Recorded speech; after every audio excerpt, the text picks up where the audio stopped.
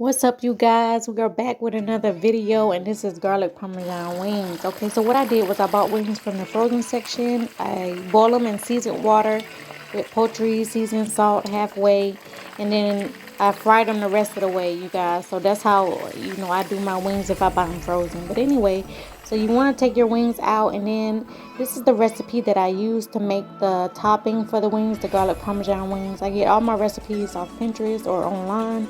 And then you just want to toss them up in a bowl with the topping and just shake it up like a Polaroid picture. Get it nice and tossed. And then now you're ready to serve your wings, right?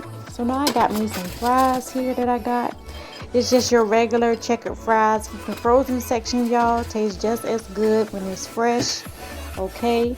And so then what I'm going to do also is layer my wings down, you guys. We are going to enjoy this meal, and it's just a quick, easy meal for any day of the week, okay?